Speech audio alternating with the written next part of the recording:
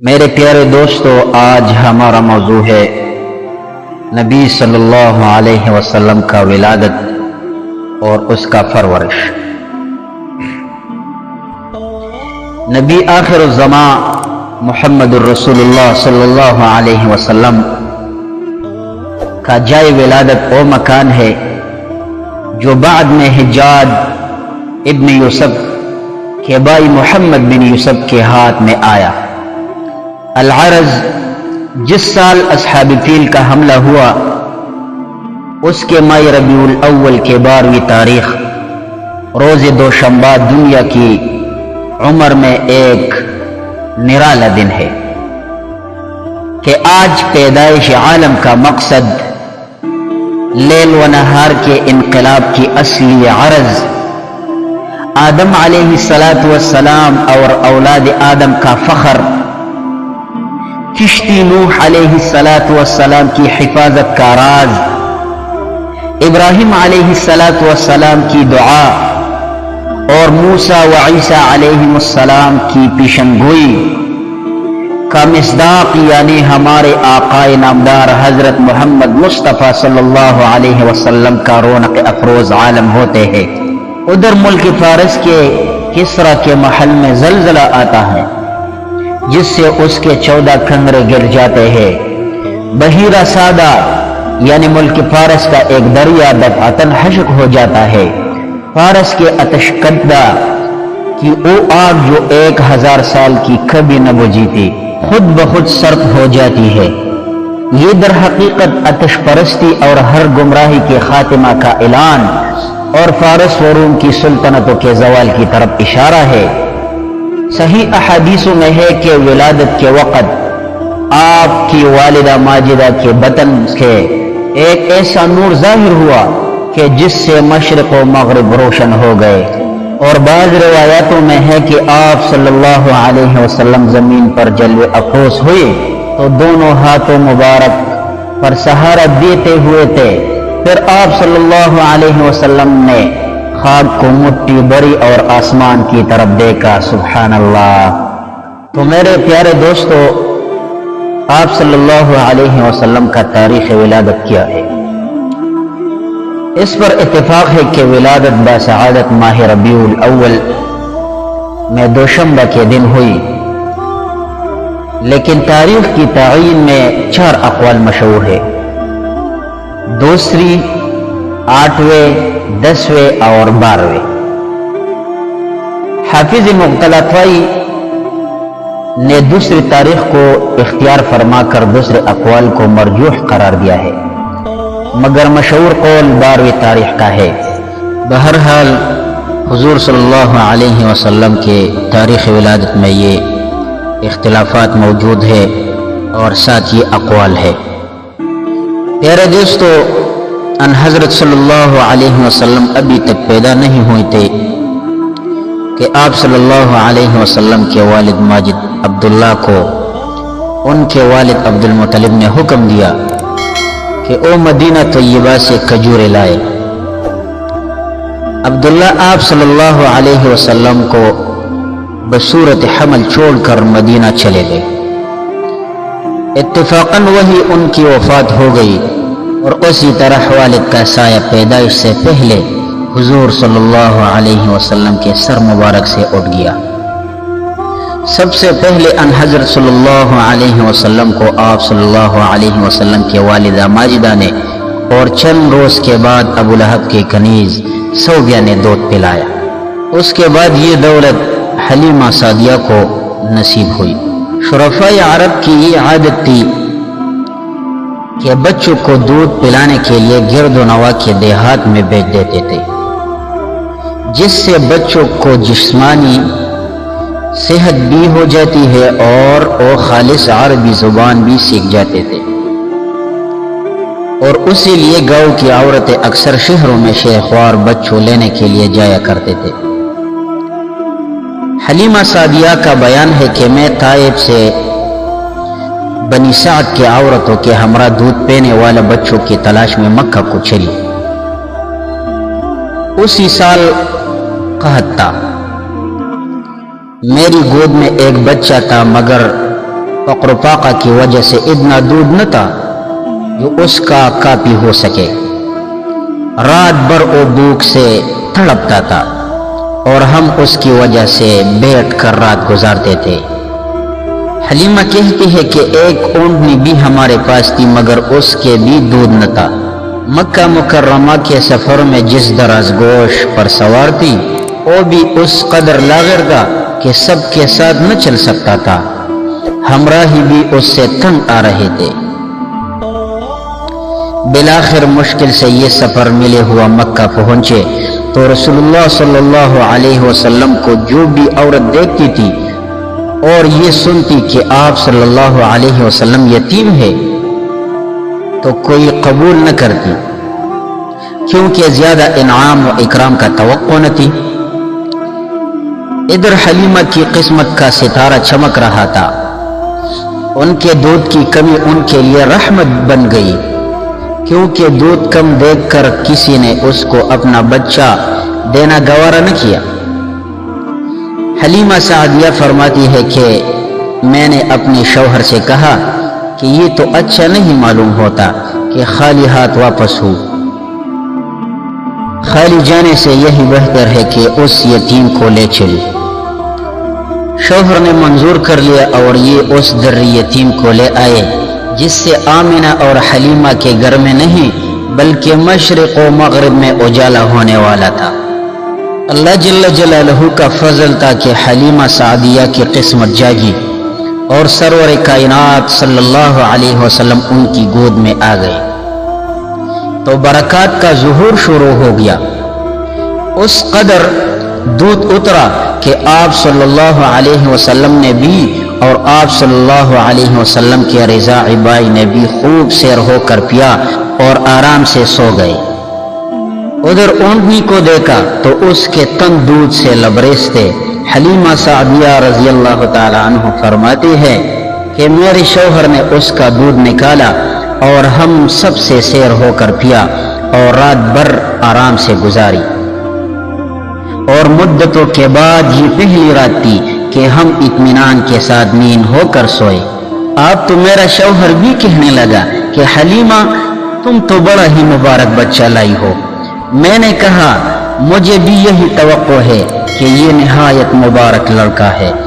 اس کے بعد ہم مکہ مکرمہ سے روانہ ہوئی۔ میں آپ صلی اللہ علیہ وسلم کو گود میں لے کر اسی دراز گوش پر سوار ہوئی، مگر اس مرتبہ خدا کی قدرت کا یہ تماشا دیکھتی ہوں کہ آپ کو اتنا تیز چلتا ہے کسی کی سواری اس کے گرد کو نہیں پہنچتی۔ میری ہمراہی عورت تعجب سے کہنے لگی کہ یہ وہی ہے جس پر تم آئی تھی۔ بہرحال راستہ قطع ہوا، ہم گھر پہنچے، وہاں سخت پڑا ہوا تھا، تمام دودھ والے جانور دودھ سے خالی تھے، لیکن میرا گھر میں داخل ہونا تھا اور میری بکریوں کا دودھ سے بھرنا۔ آپ میری بکریاں دودھ سے بھری آتی ہے اور کسی کو اپنے جانوروں میں ایک قطرہ دودھ نہیں ملتا۔ میرے قوم کے لوگوں نے اپنے چرواہوں سے کہا تم بھی اپنے جانوروں اسی جگہ چراؤ جہاں حلیمہ کی بکریاں چرتی ہے، مگر وہ تو چراگاہ اور جنگل کی خصوصیت نہیں تھی بلکہ کسی اور ہی لال کی خاطر منظور تھی، اس کو وہ لوگ کہاں سے لاتے؟ چنانچہ ایک ہی جگہ چرنے کے بعد بھی ان کے جانور دودھ سے خالی اور میری بکریاں بڑی ہوئی آتی تھی۔ اسی طرح ہم برابر آپ صلی اللہ علیہ وسلم کی برکات کا مشاہدہ کرتے رہے، یہاں تک کہ 2 سال پورے ہو گئے اور میں نے آپ صلی اللہ علیہ وسلم کا دودھ چھوڑا دیا۔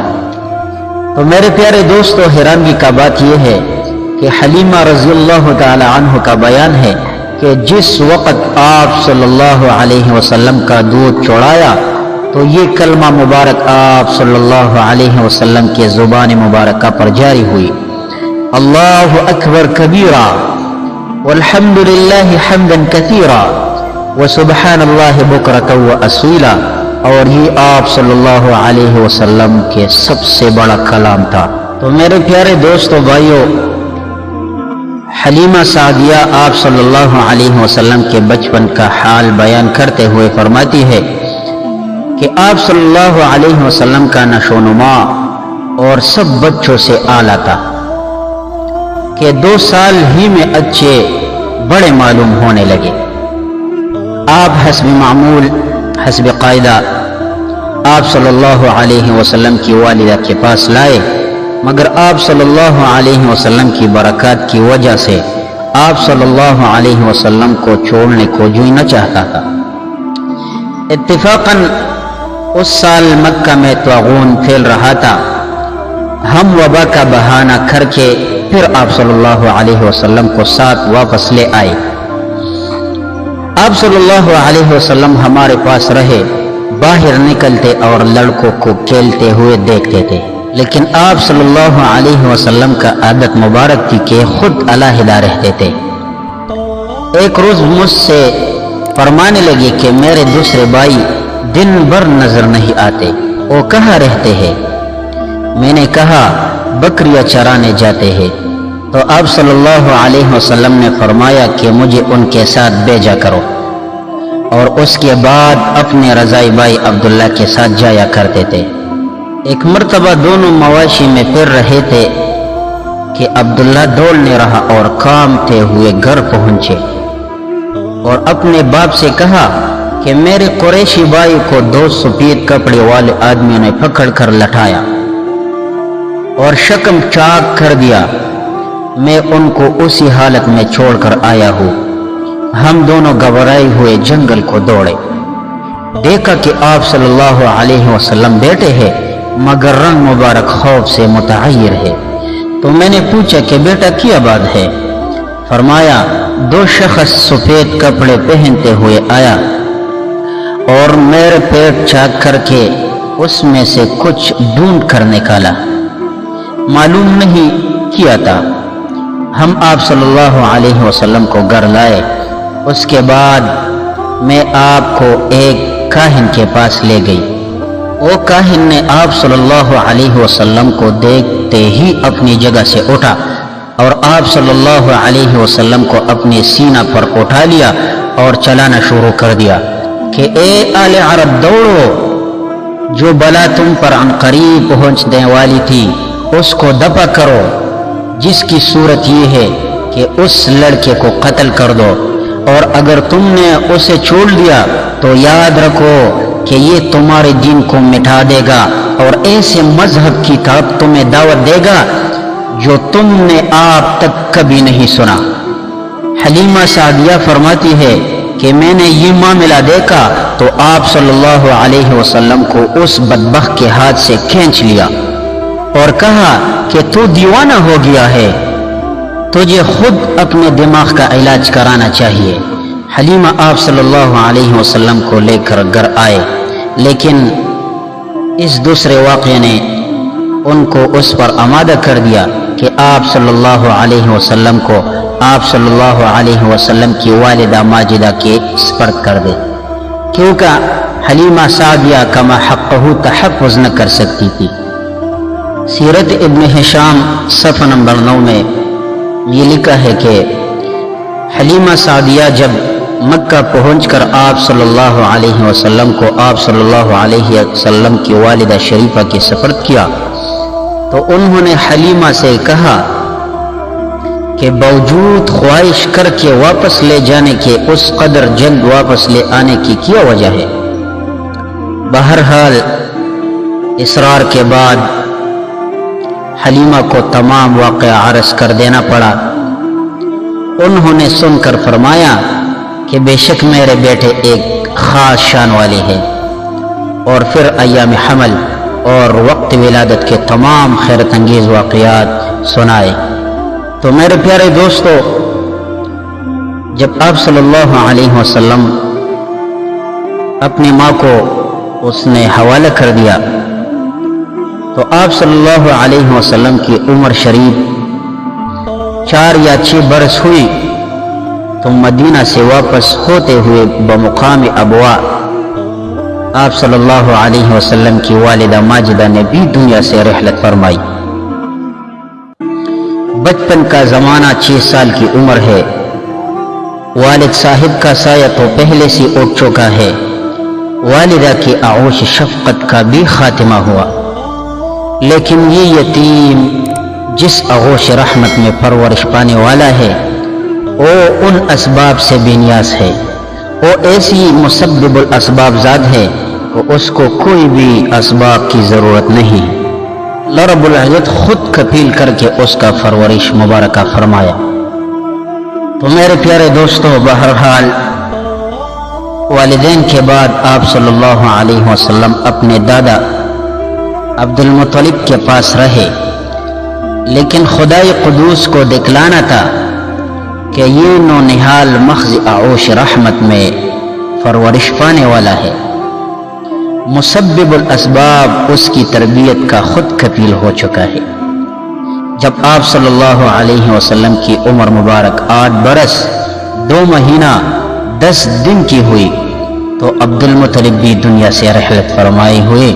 اس کے بعد آپ صلی اللہ علیہ وسلم کے حقیقی چچا حضرت علی رضی اللہ تعالی عنہ کے والد محترم ابو طالب آپ صلی اللہ علیہ وسلم کے ولی ہوئے۔ تو میرے پیارے بھائیو، میں نے آپ کے سامنے حضور صلی اللہ علیہ وسلم کی ولادت مبارکہ اور اس کی پرورش کے بارے میں کچھ باتیں عرض کیا۔ اس باتوں میں ہمارے لیے یہ سبق ہے کہ ہمارے نبی میں بچپن کیسی تکالیفوں کے ساتھ گزاری ہے، کہ بچپن میں آپ صلی اللہ علیہ وسلم کے سر سے والد محترم کا سایہ اٹھا، اور اس کے بعد 6 سال کی تھی کہ والدہ ماجدہ کے آغوش شفقت بھی خاتمہ ہوا، اور جب نبوت ملی تو اس سے بھی بڑھ کر اس کو تکالیف پہنچی۔ ایک طرف مشرکین ہے اور دوسری طرف منافقین ہے، وہ اپنی مال و جان حضور صلی اللہ علیہ وسلم کے خلاف استعمال کرتے ہیں، لیکن ان سب تکالیفوں کے باوجود حضور صلی اللہ علیہ وسلم نے کسی کو برے بلا نہیں کہا، کسی کو تکالیف نہیں پہنچایا، کسی کو بددعا نہیں کی۔ تو میرے پیارے دوستو، ہم اس بات پر شکر کریں کہ ہم ایسے نبی کا امتی ہوں کہ وہ سب کے لیے وہ نبی رحمت ہے، سب کے لیے خیر ہوا ہے۔ میرے پیارے دوستو، ہم کو چاہیے کہ حضور صلی اللہ علیہ وسلم کی سیرت اور صورت کو اپنائے اور اس طریقوں پر خود بھی چلنے کی کوشش کرے اور اپنی اولاد کو بھی سکھانے کی ترغیب دے۔ اللہ تعالی ہم سب کو ان باتوں پر عمل کرنے کی توفیق عطا فرمائے اور حضور صلی اللہ علیہ وسلم کی سنتوں پر چلنے کی توفیق عطا فرمائے۔ آمین یا رب العالمین، وآخر دعوانا ان الحمد للہ رب العالمین۔